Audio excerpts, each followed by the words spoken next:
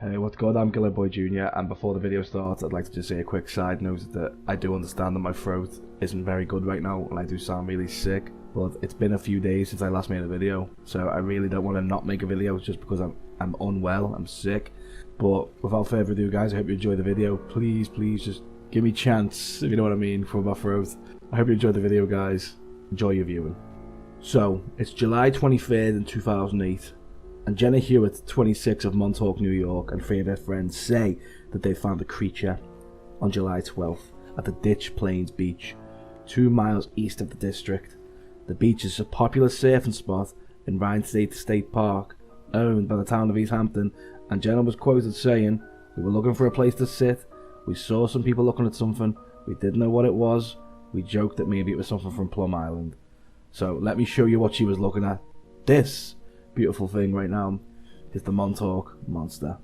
The original name for the creature was the Hound of Bonsaville, or Bonacville, and it was first spotted in papers and was sort of like a light-hearted article speculating that the creature might be a turtle or some kind of mutant experiment from the Plum Island Animal Disease Center. It was then noted that Larry Penny, the East Hampton Natural Resources Director, had concluded that maybe it was a raccoon with its upper jaw missing. Now look at this monster on your screen right now. Look at its jaw. Do you think that looks like a raccoon to me?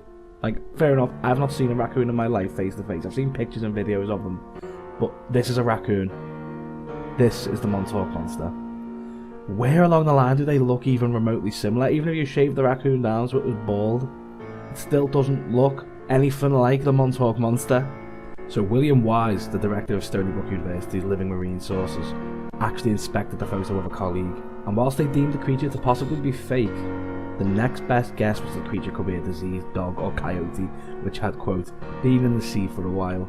Wise discounted the following general possibilities.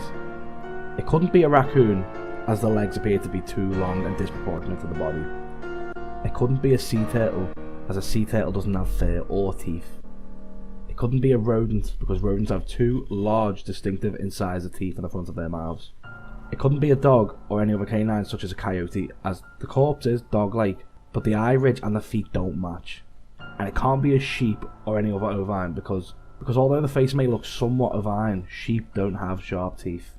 There were rumours that the carcass had been removed away from the site, like a local newspaper had quoted an anonymous resident who claimed that the animal was only the size of a cat, and by the time he'd found it, it would decompose to a skeleton by the time of the press coverage. She wouldn't identify its location for inspection, but Hewitt claimed that a guy had taken it to the woods and put it in his backyard, but would not say who, what, where or when.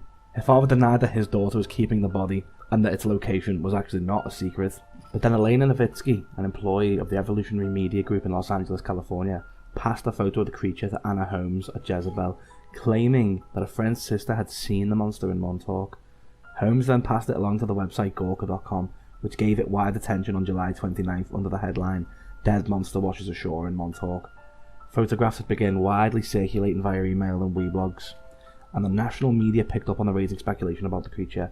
The potential urban legend's stature of the Montauk monster was noted by Snopes. The monster had been discussed on Conspiracy Theories with Jesse Ventura on August 4th, 2011, and the Montauk monster eventually featured on the 2nd episode of the 3rd season of Ancient Aliens titled Aliens and Monsters.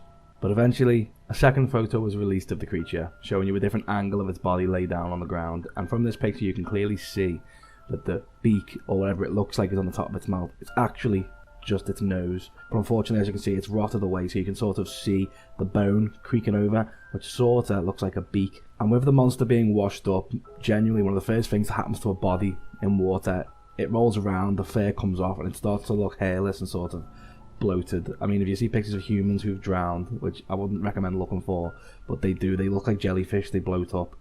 And obviously facial tissue starts to decompose, leaving behind, like, bone, which can then look like beaks or teeth, or maybe sometimes even a total skull. At the same time, the skin on the hands and the feet of the Montauk monster is gone, but the body remains intact. So you can see why it looks a bit confusing. Once you see the other angle, the left hand side looking down at it, you can see that it's starting to look more like a raccoon, something like that, like a mammal, because you can see its teeth. It hasn't got top teeth, so obviously that's where the beak was the confusing part for me. So when I come to the conclusion of every video, I ask myself, what do I think? And to be honest, at the start, I was so indulged. I've always liked the Montauk monster. I've known about it for a long time, and I've never actually really researched it. I've just seen the picture and been like, wow, look at this. I've indulged myself in it, thought, this is crazy, this is madness, look at this monster. But now that I've actually looked at the actual science and things like that, I don't think it's real. I think it is genuinely just a washed up bloated raccoon, which is a big L in the eyes of, you know, cryptids and anything creepy, because I love to think that maybe something's out there that is real, like an actual monster. But unfortunately, the Montauk monster is not such one of these monsters. I wish it was, but I don't think it is.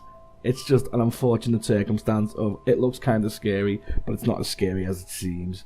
But what is scary is how much support my latest videos have been getting. I've been getting comments, likes, new subscribers. I think I've gained 11 subs in the last 2 days, which is absolutely brilliant. Thank you all so much for subscribing. If you like the videos, comment, subscribe again, you know, if you haven't already. I've been Gilloboijr Jr. and this is the Montauk monster. Or it was the Montauk monster. This is the raccoon beach monster. I'll catch you later. Bye bye.